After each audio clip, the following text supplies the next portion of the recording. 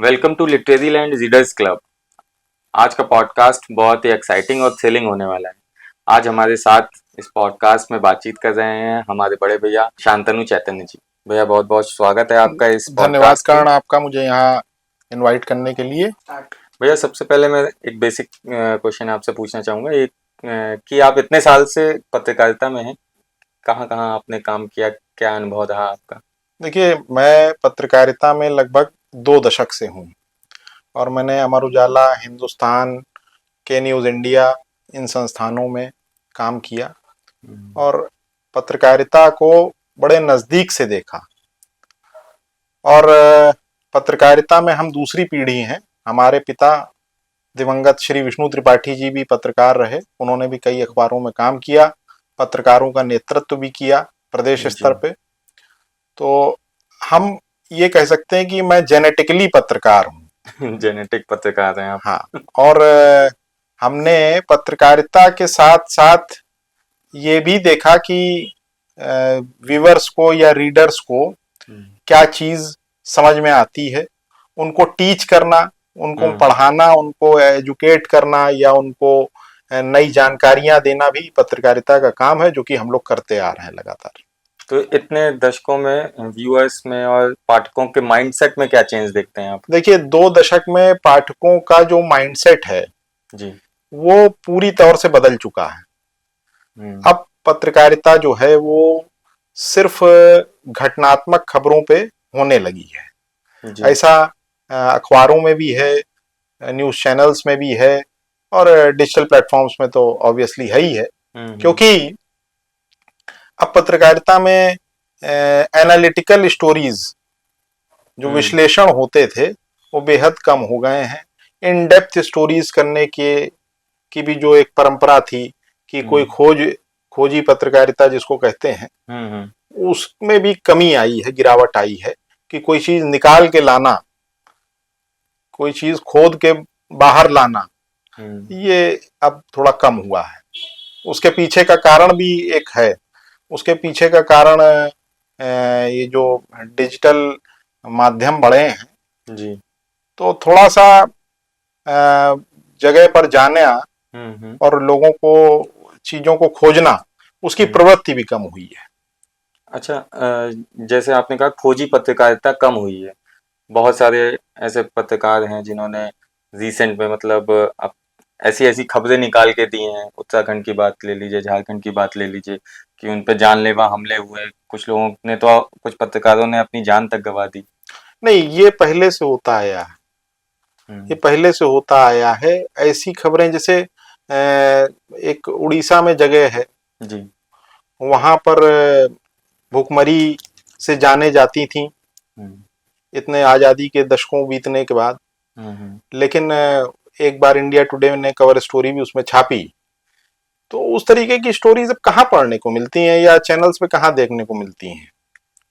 ये बात आपकी सही है। तो इस समय जनता, आपको क्या लगता है किन मुद्दों पे ज्यादा फोकस कर रही है? देखिए, जनता जो मुद्दों पे फोकस कर रही है वो दरअसल वो मुद्दे ही नहीं है। वो मुद्दे ही नहीं, वो मुद्दे ही नहीं स्यूडो मुद्दे हैं वो। हाँ, स्यूडो मुद्दे हैं और वो बनाए हुए मुद्दे हैं। जनता का जहां पर फोकस होना चाहिए वो उस पर बिल्कुल फोकस्ड नहीं है। हमारी बात विकास पे होनी चाहिए, हमारी बात इस बात पे होनी चाहिए कि हम डेमोक्रेटिक फ्रंट पे अपने को स्थापित रख पाए, इस पे होनी चाहिए। हमारी बात इस पे होनी चाहिए कि हमारे लिए हमारे जनप्रतिनिधि वो कितने सुलभ हैं, हमारी कितनी सुनते हैं, हमारे लिए कितनी आवाज उठाते हैं। इस पे जनता को फोकस करना चाहिए, मुझे लगता है। और जो बेसिक नीड हैं, बेसिक नीड रोटी कपड़ा और मकान, रोटी कपड़ा और मकान, उसके लिए जनता को सवाल करना चाहिए, अपने जनप्रतिनिधियों से सवाल करना चाहिए। आपको नहीं लगता कि आज के समय में, मतलब जब मैं छोटा था तब हम लोग पढ़ा करते थे कि बेसिक नीड रोटी कपड़ा और मकान होती थी, आज के समय में ये नीड क्या अभी भी उतनी है? नहीं नहीं, बिल्कुल है अभी तो मेरे ख्याल से तो इसमें कई सारी चीजें और देखिए, मैं ऐड हो जानी चाहिए। छोटा सा उदाहरण आपको बता रहा हूँ कि आप ये देखिए, आप जिस शहर में रहते हैं जी। वहां पिछले 2 साल 4 साल में ई रिक्शा चालकों की संख्या कितनी बढ़ी है? बहुत ज्यादा, इतने ज्यादा कि रूल बनाना पड़ा कि इस सड़क पे ई रिक्शा चालक नहीं आएंगे। हाँ, तो बात तो रोटी की ही है ना। क्या ये तो उन्होंने रोजगार अपने लिए उत्पन्न किया है। मैं फिर से करेक्ट करूं अपने आप को, मतलब मैं समझाने की कोशिश करता हूँ कि रोटी, कपड़ा और मकान, इन ये 3 चीजें बेसिक हमारी नीड है और काफी समय से है, लेकिन अब सम्मान, समानता, ये भी देखिए एक बेसिक नीड है हाँ, हमारी। बिल्कुल बिल्कुल बिल्कुल, हमारे संविधान के प्रियम्बल में यानी प्रस्तावना में ही समानता की बात लिखी हुई है। और 26 जनवरी को जब गणतंत्र दिवस होता है तो कई जगह प्रियम्बल को पढ़ा जाता है, लेकिन ठीक उसको बात। आत्मसात नहीं किया जाता है। आत्मसात तो नहीं किया जाता है, उसका एग्री। हाँ, और उसका मैं एक बहुत सॉलिड उदाहरण आपको देता हूं। सॉलिड उदाहरण ये है कि हमारा अगर संविधान, हर हर व्यक्ति को अगर ये संवैधानिक समानता मिली हुई है अपने देश के अंदर, तो फिर ये जातिगत संगठनों की आवश्यकता क्या है? या सरकारें जो अभी हैं या जो पूर्व में रही, वो जातिगत संगठनों को रजिस्टर क्यों करती हैं? उनको उनको वो उनका रजिस्ट्रेशन ही क्यों होता है जातिगत संगठनों का? ये अपने आप में संविधान की प्रस्तावना का एक तरीके से परोक्ष रूप से उल्लंघन है। गांधी जी का एक स्टेटमेंट था, मैंने कहीं पढ़ा था कि लोग जिस जाति के हैं उस जाति के प्रति, अपनी जाति के प्रति सम्मान रखें, गर्व का भाव रखें, पर दूसरी जाति के प्रति निरादर का भाव न मेरा रखें। मेरा मेरा मेरा सवाल सिर्फ ये है, मेरा उत्तर भी है और सवाल भी है। मेरा सवाल आपके व्यूअर्स से है और पूरे देश की जनता से है, पूरे देश की जनता से है कि हमें जातिगत संगठन बनाने की आवश्यकता क्या है? ये बात तो सही, इस पे विचार करना चाहिए कि हमें जरूरत ही क्यों पड़ रही है। हमें जरूरत ही क्यों पड़ रही, जब हमारे संविधान ने हमें संवैधानिक एक राइट दिया है, संवैधानिक अधिकार दिया है कि हमारा इक्वालिटी की बात आती है, समानता की बात आती है। राजा राम समदर्शी थे, वो सबको समान दृष्टि से देखते थे। महात्मा गांधी ने भी समदर्शी होने के लिए लोगों को प्रेरित किया। तो जब हम अपने पौराणिक मान्यताओं को देखें और अपनी वर्तमान मान्यताओं को जो आजादी के बाद की और आजादी के पहले की हैं, उसमें सब समदर्शी होने की बात करते थे। महात्मा गांधी ने हरिजन निकाला अखबार, तो महात्मा गांधी को ये जरूरत महसूस हुई, ये भेदभाव देखते हुए तभी उनको हरिजन निकालना पड़ा था। तो मुझे लगता यह है कि जातिगत संगठनों की कोई जरूरत नहीं है और कोई भी व्यक्ति अपनी बात जो कि संविधान के दायरे में हो, जो कि कानून के दायरे में हो, जो भारत की किसी भी भारत के संप्रभुता को कहीं से प्रभावित ना करती हो, कोई भी बात अपनी, कोई भी व्यक्ति अपनी बात अगर ढंग से रखता है, ताकत से रखता है, साहस से रखता है, तो उसकी बात मानने को लोग विवश होंगे, अगर उसकी बात सही है तो। उसके लिए जातिगत संगठनों की क्या आवश्यकता है कि उनके प्लेटफॉर्म पे जाके बात रखी जाए? मेरी दृष्टि में यह है कि इसी से भेदभाव उत्पन्न हो रहा है। जातिगत संगठनों, जातिगत संगठन जो है वो एक बहुत बड़ा टूल है भेदभाव उत्पन्न करने के लिए। मैं सारी जातियों की बात कर रहा हूं, किसी एक जाति विशेष की बात नहीं है, सारी जातियों की बात कर रहा हूं। तो क्या हमें दृष्टिकोण होना चाहिए कि आप राष्ट्रीयता से प्रभावित, राष्ट्रीयता से प्रेरित संगठन की स्थापना करें और उसमें बात करें। ज्यादातर ऐसा देखा गया, मतलब ये कि जो जातिगत संगठन है वो राजनीति से प्रेरित। मुझे जो लगता है कि उनको ये इस जाति आधारित राजनीति से परहेज रखना चाहिए और कोई भी व्यक्ति जाए अपनी बात कहे अगर उनसे, तो वो उसमें ये नहीं देखना चाहिए कि इसकी कौन सी जात है। तो एक आदर्श विधायक या एक आदर्श सांसद, आदर्श विधायक, आदर्श सांसद हमने चुन के भेजा है उनको। हमने मतलब हमने, आपने, सबने इस देश की जनता ने उनको चुन के संसद में या विधानसभा में भेजा या नगर निगम सदन में भेजा है, ठीक बात। या पंचायत में भेजा है। तो वो ये ना देखें कि जो व्यक्ति आया है, और पहली चीज मेरा इस पे भी बड़ा विरोध है, इस बात पे भी बड़ा विरोध है कि फरियादी ना कहा जाए, फरियादी ना कहा जाए। हम जब चुन के भेजते हैं आपको अपना प्रतिनिधित्व करने के लिए सदन के अंदर, तो हम फरियादी नहीं है। ये बड़ी बात, ये राजाओं का सिस्टम नहीं चल रहा है। ये बहुत बड़ा मुद्दा उठा रहे हैं आप, फरियादी ना कहा जाए, फरियादी ना कहा जाए। हमारे जो आईएएस हैं, जो पीसीएस हैं, they also are public servant. और राजनीति में भी जो लोग हैं वो भी सेवा के लिए आए हैं, सर्विस करने के लिए आए हैं जनता की। हम तो जनता के सगे हैं, हम जनता की बात करेंगे। तो जनता की अपेक्षाओं में कितना खरे उतर हैं आज के नेता? जनता की अपेक्षाओं में मैं तो देखता हूं कि भाई देखिए, मैं सबकी बात नहीं करता हूं, सब एक जैसे नहीं होते, सब एक जैसे नहीं होते, सही बात। लेकिन एक बहुत बड़ी संख्या है जिसमें आप जनप्रतिनिधियों से मिलने के लिए, बात रखना तो दूर है, जनप्रतिनिधियों से मिलने के लिए आप तरस जाते हैं।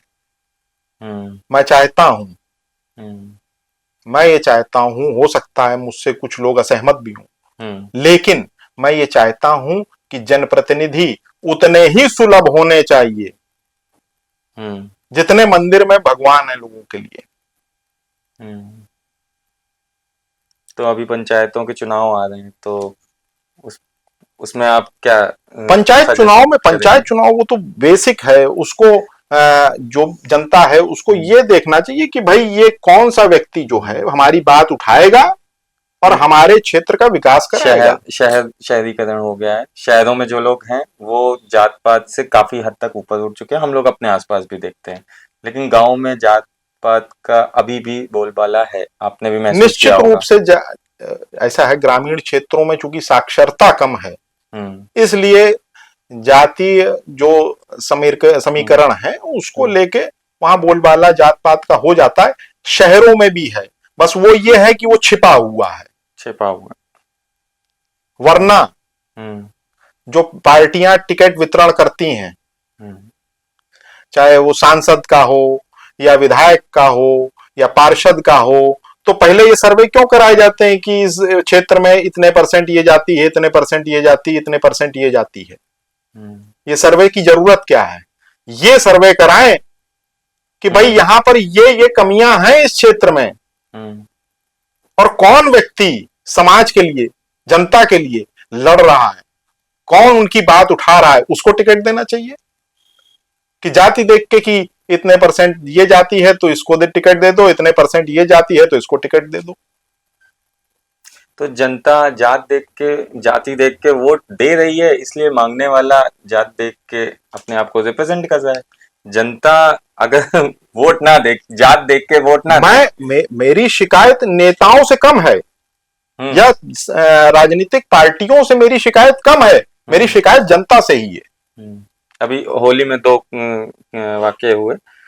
एक शायद बच्ची ने शायद दिल्ली का है कि एक बच्ची ने किसी मुस्लिम महिला के गुब्बारा मार दिया रंग वाला, फिर उन लोगों ने इकट्ठे होके उसके भाई को मार दिया। काफी जस्टिस फॉर तरुण करके चला। एक और किस्सा मैं एक किस्सा और इसमें ऐड करूंगा। एक जस्टिस फॉर सूरज गौतम भी चला। उसमें सूरज गौतम जो तथाकथित निचली जाति का है, उसने एक ब्राह्मण या मुझे पूरा नहीं है एग्जैक्टली याद है, एक उच्च जाति कहे जाने वाले वर्ग पे किसी को बोल दिया हैप्पी होली। इतनी सी बात पे उसका भी ऑनर किलिंग हो गई, आप समझिए। तो ये तो इसको मतलब आप समझ रहे हैं कैसे डिफरेंशिएट करेंगे आप? क्या हम डिफरेंशिएट ऐसे करते हैं इसको कि यहाँ पर जातिगत जो चीज है वो वहां के लोगों ने डेवलप करी। मैं अक्सर ऐसे वाकये देखता हूं कि विवाद प्लॉट का है, विवाद छेड़खानी का है, लेकिन उसमें जाति पहले आ जाती है। उसमें जाति पहले आ जाती है, विवाद कुछ और है, उसकी मूल जड़ कुछ और है। लेकिन उसमें जाति ले आई जाती है, उसको जातीय रंग दिया जाता है, जिसमें कि ज्यादा से ज्यादा लोग जुड़े, उसको हाइप मिले, और हर एक दूसरे को दबाने का काम ये जातीय रंग दे के किया जाता है। तो यदि जनता की बात की जाए, जनता को ही जागरूक होना पड़ेगा, जनता को ही जागरूक होना पड़ेगा। तो जनता को चाहिए कि वो अपना जो भी जनप्रतिनिधि है वो ऐसे व्यक्ति को चुने। मतलब कैसे तय करेगी जनता ना? जनता को काफी सारी जानकारी होती नहीं है। नहीं, जनता, काफी लोग वोट खुद नहीं जाते हैं देने। बिल्कुल सही कह रहे हैं आप, बिल्कुल सही कह रहे हैं। जनता को ये देखना चाहिए, जनता को जागरूक होना पड़ेगा, जनता को जागरूक करना पड़ेगा। इसमें हमारा तो मानना ये है कि आप उस व्यक्ति को चुनिए ना जो पहले से आपके लिए काम कर रहा हो।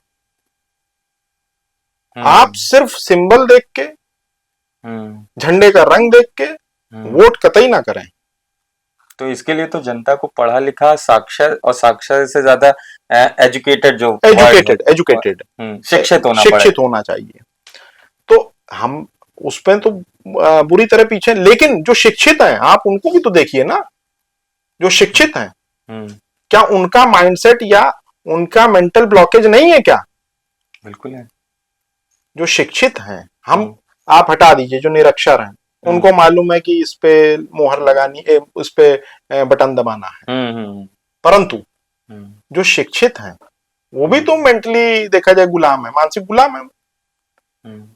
किस तरीके से देखते हैं ये इस मानसिक गुलामी को? मतलब कुछ उदाहरण देके बताइए ताकि समझ में आए लोगों को। देखिए, मानसिक गुलामी ये कि फलां जो है हमारी जात का है, या फलां पार्टी हमारी जात की है। अच्छा, हाँ, ठीक।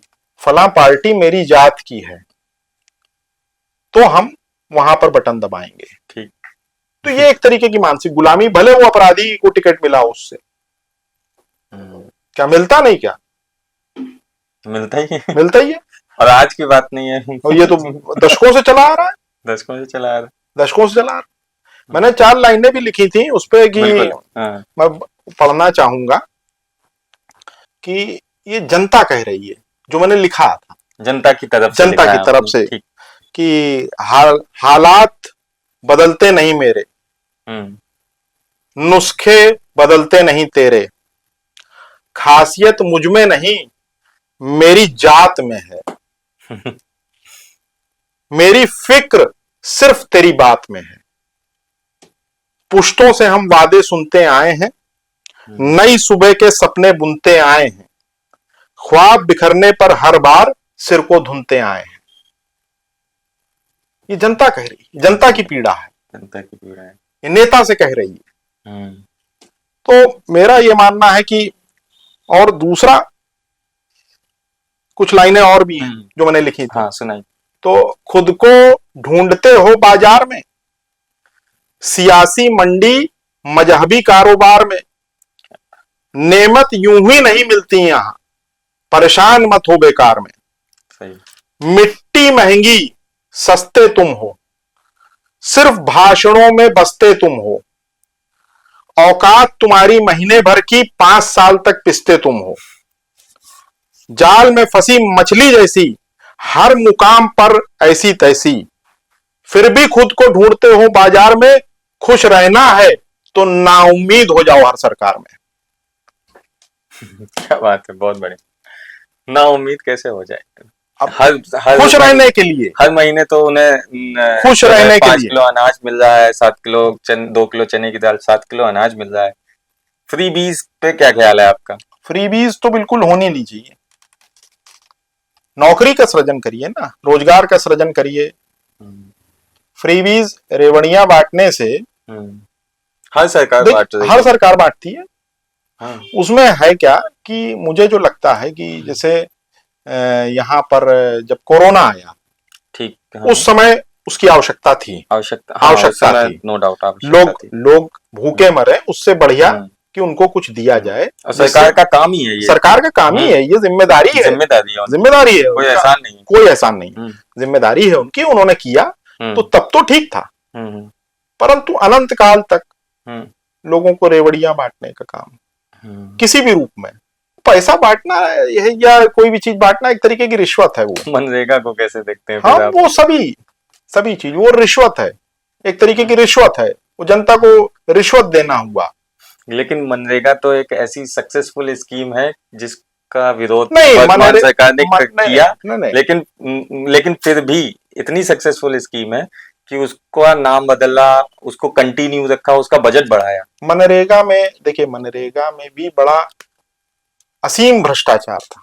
कुछ आप पत्रकार हैं, कुछ उजागर कर दीजिए। नहीं, वो उजागर है। बहुत सारे घोटाले पूर्व में पकड़े जा चुके हैं, है ना। मनरेगा के नाम पे भी तमाम घोटाले हुए। हो सकता है कि ऊपर वालों को पता भी ना हो। अच्छा। हाँ।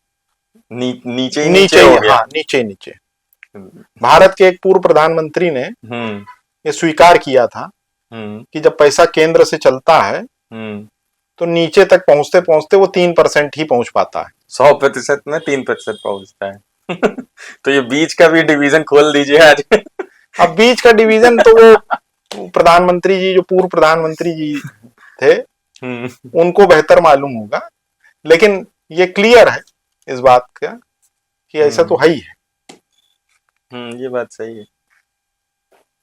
पैसा तो मतलब एक जगह से दूसरी जगह जाता है, या पैसा हो कुछ भी हो, वो ह्रास तो होता ही है।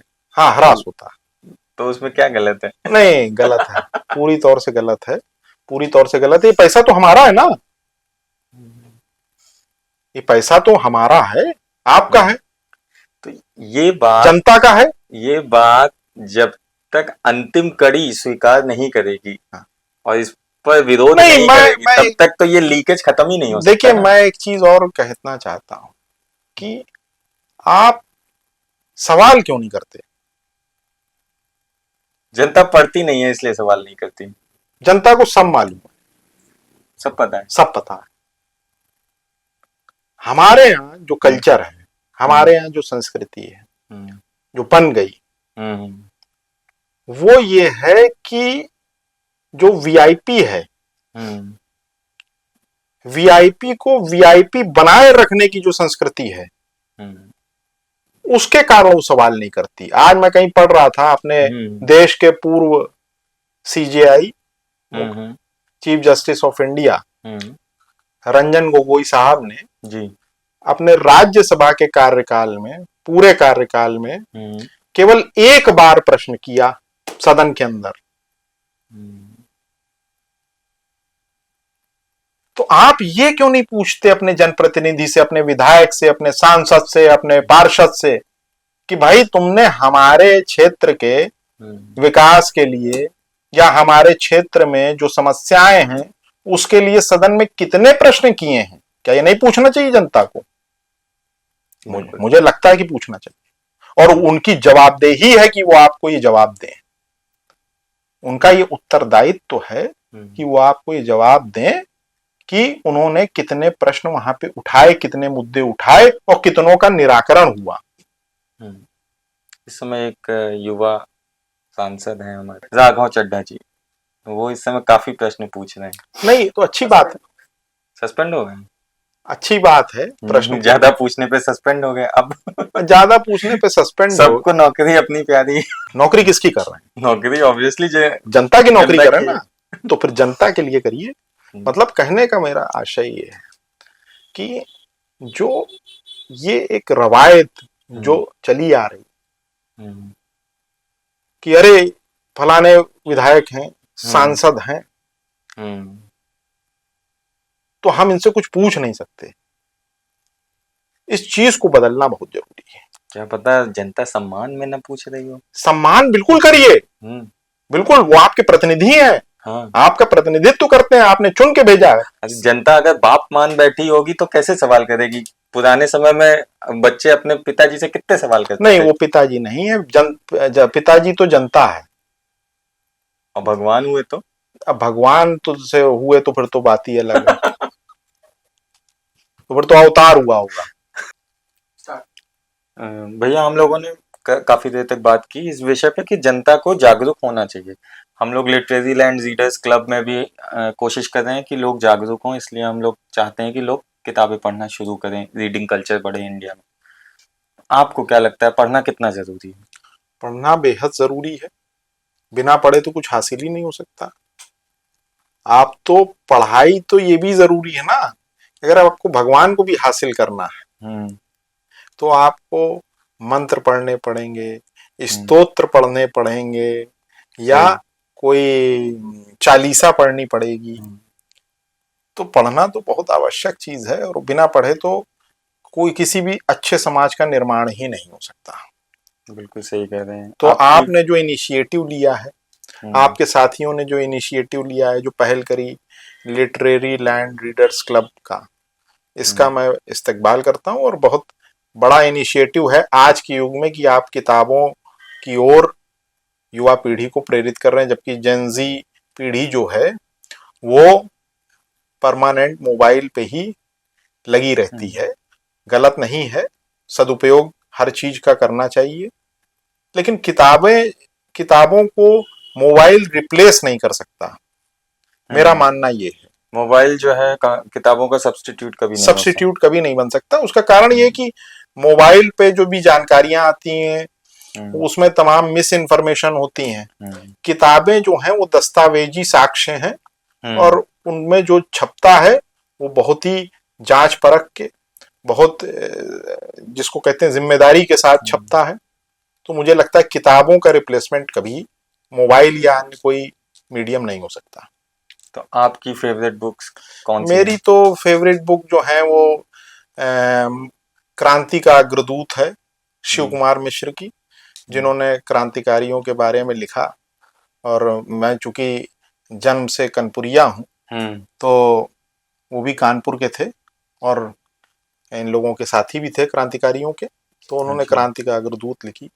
मेरी फेवरेट बुक वो है, क्रांति का अग्रदूत। और क्रांतिकारियों में सबसे फेवरेट कौन रहा फिर? देखिए, क्रांतिकारियों में मैं किसी को कम ज्यादा नहीं आ सकता।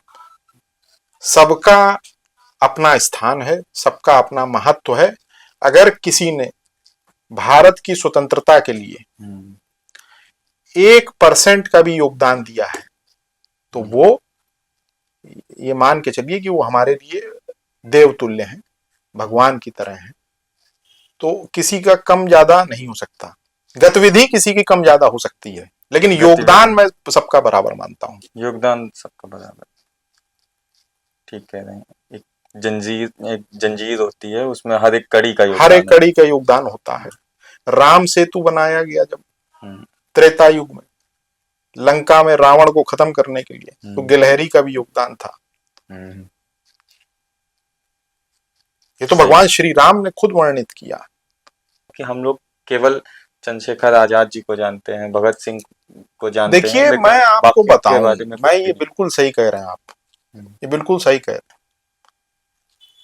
आपकी ये बात 16 आने सच है। बहुत सारे अनसंग हीरोज हैं जिनके बारे में लोग जानते ही नहीं जानते। जिसमें हमने जिस किताब का जिक्र किया, शिव कुमार मिश्र जी ही क्रांतिकारी थे, और वो पूरी तरह से इनके सहयोगी रहते थे, चंद्रशेखर आजाद और अन्य क्रांतिकारियों के। तो जब 1857 का प्रथम स्वतंत्रता समर हुआ, तो उसका नेतृत्व बिठूर में नाना साहब पेशवा ने किया। उसमें जो जनता की भागीदारी थी, उसमें आज हम जब ये देखते हैं कि ये हमारी जाति का नायक है, ये हमारी जाति का नायक है, ऐसा हिंदुस्तान, ऐसा भारत उन क्रांतिवीरों की कभी कल्पना में नहीं रहा। 1857 के समर में आज जिसको हम एससी कहते हैं, शेड्यूल्ड कास्ट, या ओबीसी कहते हैं, उनकी अप्रतिम भागीदारी थी। खेतों पे काम करने वाले मजदूरों ने अपनी जान लड़ा दी। गंगू मेहतर ने कई अंग्रेज अफसरों को मौत के घाट उतारा। उनको कौन जानता है आज? मैं खुद पहली बार नाम सुन रहा हूँ। गंगू मेहतर कौन थे ये? गंगू मेहतर ने गंगू मेहतर काम तो करते थे, हम्म, लेकिन जब स्वतंत्रता समर हुआ, जब उनको लगा कि हमें अपने देश को आजाद कराना है, तो उसमें कूद पड़े। पेशवा की लड़ाई जब चल रही थी अंग्रेजों से, तो उन्होंने कई अंग्रेजों को मौत के घाट उतारा। उनको कोई नहीं जानता, उनकी क्रांति का कहीं यशगान नहीं है। ऐसे तमाम लोग हैं। हमारे यहाँ से हमारे कानपुर से दो भाई, वीरेंद्र पांडे, सुरेंद्र पांडे और राजकुमार सिन्हा, शिव वर्मा, महावीर सिंह और तमाम लोग, हल्दर वाजपेयी ने रात भर मोर्चा लिया था अंग्रेजों से। ये कानपुर के थे। ये कानपुर के थे। और खास बात, हल्दर वाजपेयी ने ही नहीं मोर्चा लिया, जब उनको पुलिस ने घेर लिया तो छत से बैठ के वो बराबर गोली चलाते रहे और गोली भर भर के बंदूकों में उनकी पत्नी देती रही। तो ऐसे ऐसे वीर जो हैं हमारे यहाँ हुए, लेकिन यह है कि उनका कहीं जिक्र नहीं आता है। अच्छा, एक और बात जो है कि सिर्फ जिक्र ही नहीं, जिनका जिक्र भी आता है, जिन हमारे क्रांतिवीरों का, जो हमारे लिए भगवान से भी बढ़कर हैं, आज जो हम ये बात कर पा रहे हैं, वो उन्हीं की देन है। उनको कितना सम्मान देश के अंदर मिला, ये भी एक बड़ा प्रश्न है। आजादी और आजादी के बाद से आज तक तमाम सरकारें आई गई हैं, परंतु मुझे नहीं याद पड़ता, और मेरी जानकारी मुझे लगता है कि सही है, कि किसी भी हमारे क्रांतिवीर को कोई सम्मान मिला हो। क्या भगत सिंह भारत रत्न के लायक नहीं है? क्या चंद्रशेखर भारत रत्न के लायक नहीं है? यह एक लंबी फहरिस्त। तो इस देश में क्या सम्मान जो है वो सिर्फ समीकरण पे मिलेगा? सही बात है, बड़ा गंभीर मुद्दा है ये तो। सम्मान समीकरण पे दिया जाए ये उचित नहीं है। हमारे क्रांतिवीरों को जो यथोचित सम्मान मिलना चाहिए वो नहीं है। उनको शहीद का भी दर्जा नहीं दिया गया, जिन्होंने फांसी पे जो झूल गए। लेकिन 23 मार्च को जब भगत सिंह जी को फांसी दी गई, तो उस दिन को तो शहीद दिवस के रूप में हम लोग दिवस मनाते हैं जी। शहीद दिवस तो मनाते हैं, शहीद दिवस हम मनाते हैं, शहीद दिवस हम मनाते हैं। ऑफिशियली जो दर्जा मिलना चाहिए, क्या वो है? तो मतलब ये तो बहुत हिला देने वाली बात है कि चंद्रशेखर आजाद और भगत सिंह जी को अभी तक शहीद का दर्जा नहीं दिया गया। शहीद का दर्जा नहीं है उनको, ठीक है। उनकी शहादत किसी दर्जे की मोहताज नहीं है, नहीं है, किसी दर्जे की मोहताज नहीं। लोग आते हैं, चले जाते हैं, लोग आएंगे, लोग चले जाएंगे, 5-10 साल याद रखे जाएंगे, 20 साल याद रखे जाएंगे। ये जब तक भारतवर्ष है तब तक याद रखे जाएंगे। ये बात आपकी सही है। मतलब हम लोगों के घरों की दीवारों पे चंद्रशेखर आजाद, भगत सिंह की फोटो होती है। प्रेरणा मिलती है हमें कि इतनी कम उम्र में भगत सिंह इतना कुछ कर गए, हम क्या कर रहे हैं। मतलब आप देखिए क्या विजन था उस आदमी का। अपनी मौत जो आदमी खुद डिजाइन करे कि अगर मैं मर जाऊंगा तो इस देश के जो युवा हैं, मैं सो जाऊंगा तो इस देश के युवा जाग जाएंगे। इसके लिए जो व्यक्ति अपने जीवन का अपना प्राणोत्सर्ग कर दे, ऐसे महान लोग, ऐसे महान लोग, लेकिन उन्हें शहीद का दर्जा नहीं दिया गया। ये मेरे लिए बहुत शहीद का दर्जा नहीं दिया गया। दूसरी बात यह है, क्या वो भारत रत्न के लायक नहीं है? क्या वो भारत के रत्न नहीं है? भारत के रत्न हैं, उनकी वजह से हम कहीं ना कहीं आजाद हैं। आज नहीं, बात कर रहे हैं। नहीं, आज जो हम हैं, जो सरकारें हैं, वो उन्हीं की वजह से हैं कि आज जो सरकारें बनी आजादी के बाद, वरना हम सब गुलाम थे, गुलामी की बेड़ियों में जकड़े हुए थे, और डर के अंग्रेज जो भागे यहां से, निसंदेह गांधी जी का बहुत बड़ा योगदान है, उनके मूवमेंट का भी योगदान है। परंतु जो भय व्याप्त हुआ अंग्रेजों के भीतर, उसमें इन लोगों का योगदान भी कमतर नहीं है। बिल्कुल कमतर नहीं, बिल्कुल कमतर नहीं है, 1% भी कम नहीं है। अच्छा, मैं बताना चाहूंगा कि भगत सिंह जी को जब फांसी दी जा रही थी, आपको तो पता ही होगा, उस समय भी वो लेनिन की आत्मकथा पढ़ रहे थे। तो पढ़ना इस हद तक जरूरी है, पढ़ना इस हद तक जरूरी है। मैं आ रहा था उसी बात पे मैं उसी बात पे आ रहा था कि पढ़ना इस हद तक जरूरी है। बम का दर्शन दिया उन्होंने, तो एक नौजवान इतना जबरदस्त, जो लोगों को जगाने के लिए खुद सो गया, सही बात है, चिर निद्रा में लीन हो गया। लेकिन क्या हम जाग पाए? आज भी हम आज भी नहीं जागे हैं। हम आज भी, भगत सिंह का सपना था कि एक ऐसे देश का निर्माण हो जहां सब इक्वल हो, जहां सबके पास रोजगार हो, जहां समानता के अधिकार हो, जहां पे कोई भेदभाव ना हो, कहीं छुआछूत ना हो, कहीं कोई जातीय विभेद ना हो। ये भगत सिंह का सपना था। क्या वो पूरा हो रहा है? कोई भी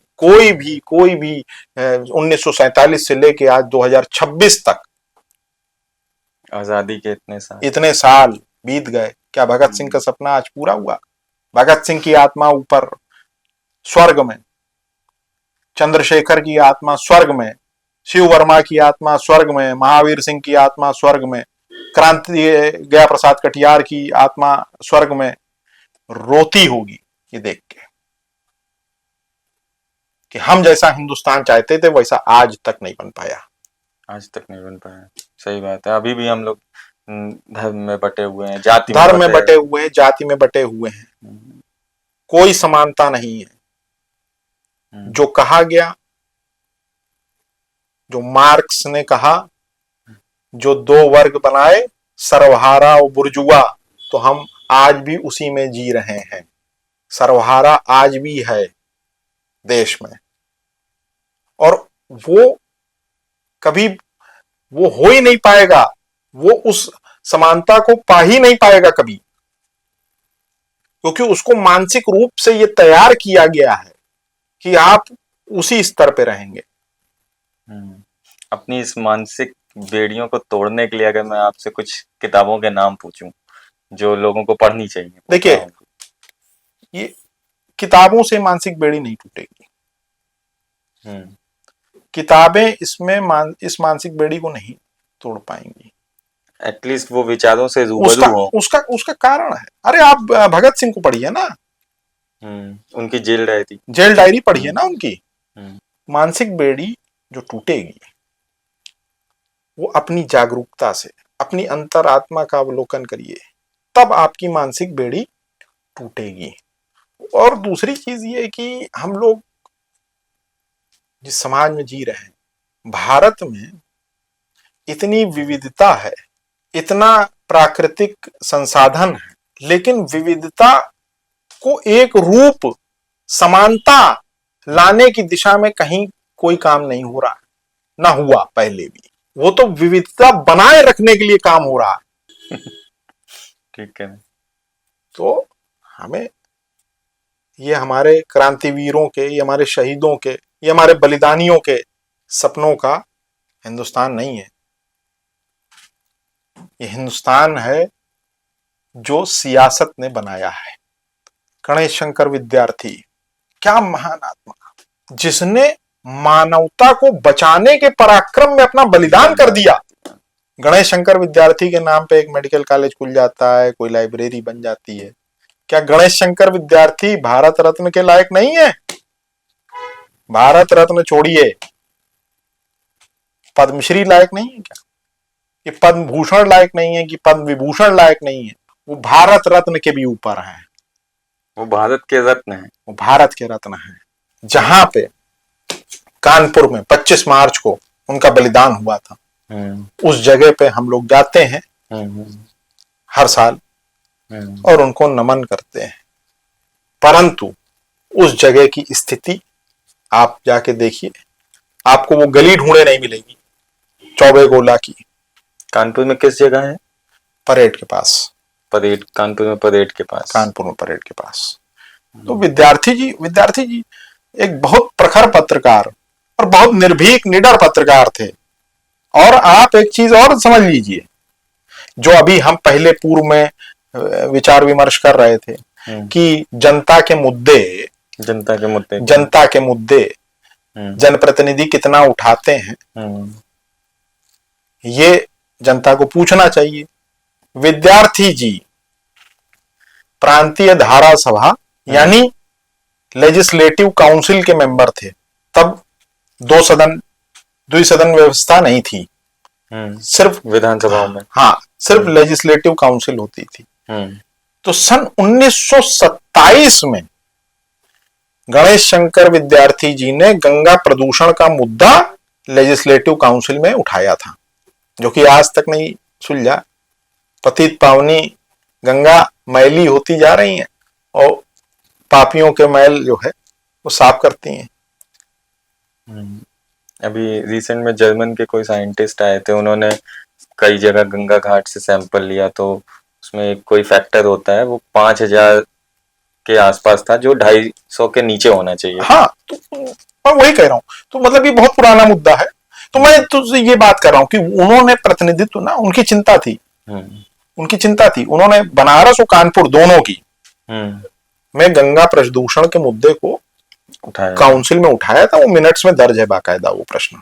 हम लोग रीडिंग कल्चर पे बात कर रहे थे, तो कानपुर और लखनऊ दो शहर अपनी अपनी विरासत लिए हुए हैं। दोनों ही शहरों में औद्योगिकीकरण भी रहा, काफी कुछ परंपराएं भी रही, लेकिन रीडिंग कल्चर जब हम लोगों ने ऑब्जर्व किया तो लखनऊ में बेहतर रीडिंग कल्चर है कानपुर की तुलना में। मैं कहूँ 10x है, और कानपुर में बहुत कम है। क्या रीजन हो सकता है इसका? नहीं, ऐसा नहीं है। कानपुर जो है, मैं ये बात के लिए मैं उदाहरण भी दे दूं। जब कानपुर में बुक फेयर लगा तो ये बात बुक फेयर वाले स्टॉल से मुझे पता चली कि लखनऊ में बुक फेयर में अलग ही सीन था, कि बहुत भीड़ थी, लोग आ रहे थे, किताबों खरीद रहे थे। कानपुर में बहुत सन्नाटा होने लगा। तो ये मेरा खुद का विचार नहीं है, ये मैंने ऑब्जर्व किया, लोगों ने बताया मुझे। ये बात मैं आपकी मानता हूं, लेकिन आप ये बताइए इसमें दोषी कौन है? इसमें दोषी वो हैं जो यहाँ के तथाकथित बुद्धिजीवी हैं, जो लोगों को प्रेरित नहीं करते। हाँ, लोगों को प्रेरणा की कभी कभी जरूरत, प्रेरणा की आवश्यकता होती है। और दूसरी चीज ये कि रही बात सृजनात्मकता की, तो उसमें कानपुर हमेशा आगे था और आगे रहेगा। कानपुर ने ऐसे ऐसे लोग दिए जिनका पूरे देश में नाम हुआ। हाँ, हमारे शहर में साहित्यकार, बहुत प्रखर साहित्यकार, बहुत बड़े साहित्यकार हुए। मुझे नहीं लगता लखनऊ में इतनी बड़ी खेप होगी। मैं लखनऊ के महत्व को नहीं कम कर रहा हूं, परंतु कानपुर की अगर तुलना करें तो कानपुर 20 है। अच्छा। कानपुर 20 है। मैं केवल रीडिंग कल्चर को लेकर रीडिंग कल्चर की बात, थोड़ा रीडिंग कल्चर कानपुर में रीडिंग नहीं, लेकिन राइटिंग कल्चर तो बहुत है। हाँ, तो क्या कानपुर राइटिंग कल्चर बहुत है? आप राइटिंग लेना नहीं चाहना? हाँ, तो ये आप देख लो कानपुर के स्लोगन्स, कानपुर की शब्दावली, तो पूरे अब तो बॉलीवुड और टेलीविजन इंडस्ट्री ने अडॉप्ट की। भोकाल शब्द की उत्पत्ति, भोकाल शब्द की उत्पत्ति जो है वो कानपुर से हुई। हमारे कानपुर के एक कलाकार हैं अग्रज पांडे भैया, वो उनका अभी हम लोगों ने पॉडकास्ट किया था, तो वो बता रहे थे कि आयुष्मान खुराना को उन्होंने कनपुरिया सिखाई थी, यहाँ से गए थे। हाँ, बिल्कुल वही मैं कह रहा हूँ। तो कनपुरिया का तो एक अपना भोकाल बनता जा रहा है। कनपुरियों का भोकाल हमेशा टाइट था, वो टाइट रहेगा। ठीक बात। अच्छा, तो भैया जो किताबें हैं उनकी पढ़ने की जरूरत आज न केवल जनजी को है, बल्कि उनसे एक पीढ़ी पहले वाले और एक क्या मेरे ख्याल से हम लोगों को, हमारी पीढ़ी और हमारे जो पेरेंट्स रहे हैं उनकी पीढ़ी में भी कहीं ना कहीं किताबों को पढ़ने की टेंडेंसी कम हुई है। उसका रीजन हाँ, फोन रहा। फोन है।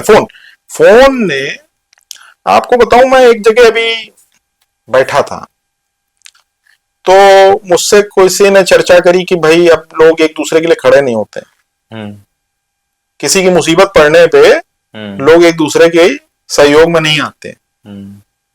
तो मैंने बताया कि उसका कारण मोबाइल है। एक बार मैंने एक फीचर लिखा था कि चबूतरे टूटे तो अपराधी टूट पड़े। चबूतरे टूटे तो अपराधी टूट पड़े।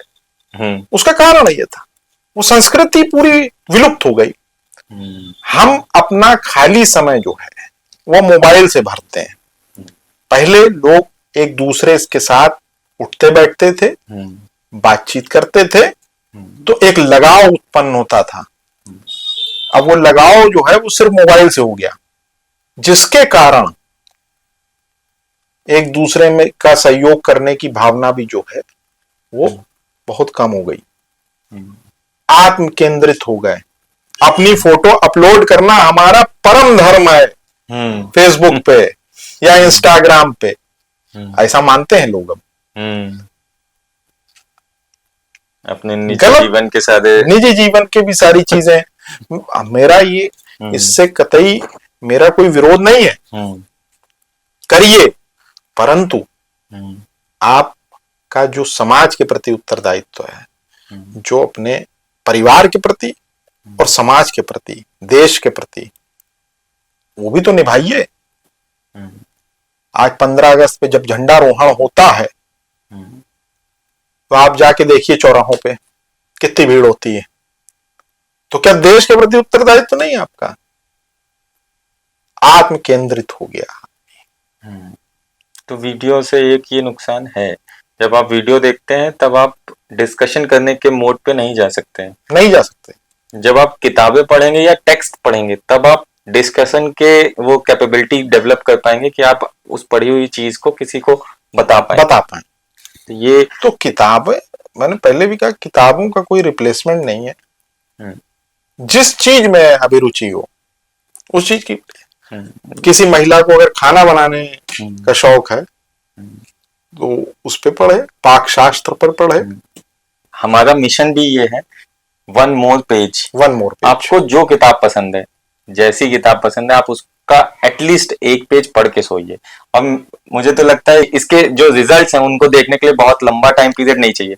आप आज किताब पकड़िए रात को, आपको आज अच्छी नींद आएगी। देखिए, पहले क्या था कि जो भी लोग थे, पढ़े लिखे लोग, वो कोई ना कोई किताब या समाचार पत्र या पत्रिका वो पढ़ते ही थे। आप तुलना कर लीजिए आज से 20-30 साल, 30 साल, 40 साल पहले के लोगों के बौद्धिक स्तर के और आज के बौद्धिक स्तर में आपको स्वार्थ, झूठ, लालच, ईर्ष्या, द्वेष, कपट सब मिल जाएगा। उसका कारण यही है, क्या हम रील देख के अपनी साइकोलॉजिकल बिहेवियर को डेवलप करेंगे? क्या सारी बातें उसमें सही होती? कुछ बहुत अच्छी बात, कुछ लोग बहुत अच्छा करते हैं, परंतु मैं देखता हूं कि इस तरीके का ट्रेंड, इस तरीके की चीजें सामने उसमें आती हैं कि उसमें एक तरीके से दुष्प्रेरित किया जा रहा है, अबेटमेंट किया जा रहा है लोगों को कि नहीं तुम स्वार्थी बन जाओ, हाँ, ये नहीं तुम आत्म केंद्रित बन जाओ। इस तरीके की रील्स बहुत आती हैं देखने में। तो ये सारी चीजें हैं, कुल मिला के हर चीज का फायदा भी है और नुकसान भी है। ये हमें अपने भीतर संतुलन बना के रखना है कि हम उसका किस तरीके से सदुपयोग करें या उसके जाल में फंस जाएं। सही कह रहे हैं। तो किताबों का कोई सब्स्टिट्यूट नहीं है, आप लोग भी पढ़ते रहिए।